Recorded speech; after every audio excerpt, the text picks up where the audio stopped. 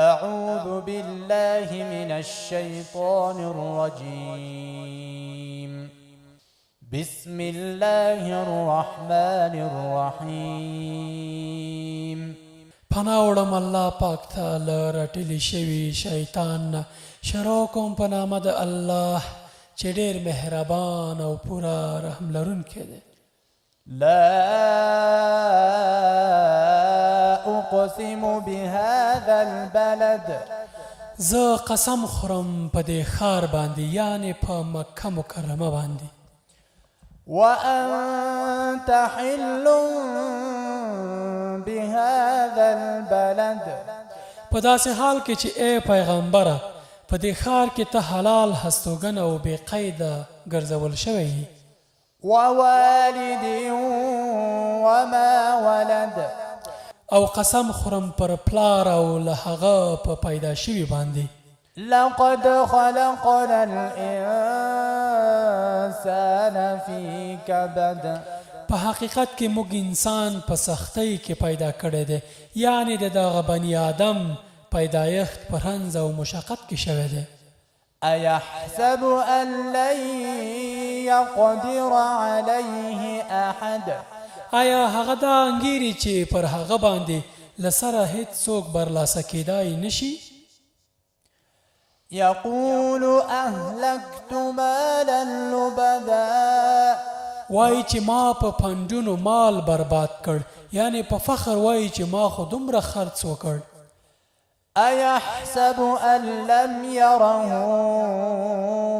أحد آیا هغه انګیرلی ده چې هیڅ چا هغه ونه لید؟ ألم نجعل له عينين آیا هغه ته موږ دوه سترګې نه دي ورکړي؟ ولسانا وشفتين یوه ژبه او دوه شونډې مو نه دي ورکړي؟ وهديناه النجدين او دوه څرګندې لارې مو ورته نه دي ښودلي، یعنې د خیر او شر لار چې پرې جنت یا دوزخ ته لاړ شي. فلاقتحم العقبة مګر هغه د سخت ستوغ ګړنګ نه د تېرېدو همت ونه کړ. وما أدراك ما العقبة او ته څه پوهېږې چې هغه سخت ستوغ ګړنګ یا د غونډۍ ختل څه دي؟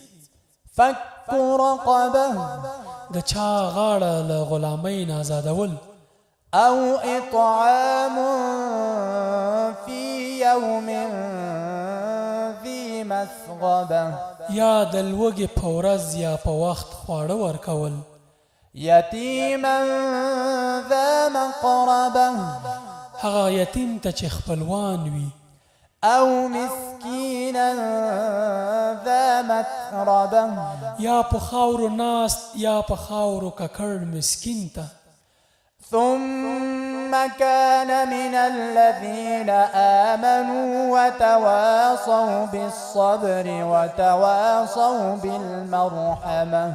بیا په دې سربیره دا چې دغه انسان له مؤمنانو ځینې شي او له هغو کسانو نه چې یو بل ته په صبر او د خدای پر مخلوق باندې د رحم ښودنه وکړي. أولئك أصحاب الميمنة همدا خلق د ښي اړخ خاوندان دي. والذين كفروا بآياتنا هم أصحاب المشأمة. او هغوی چې زموږ له آیتونو انکار کړی دوی د کیڼ اړخ خاوندان دي. عليهم نار مؤصدة پر هغوی به اور خوریدونکی سرپوښ کړی شوی وي. صدق الله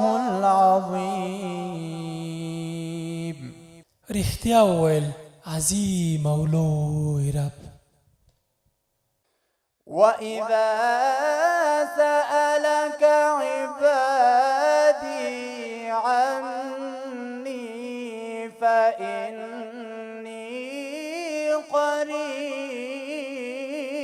قريب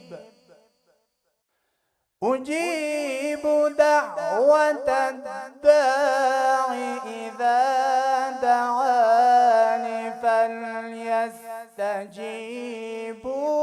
لي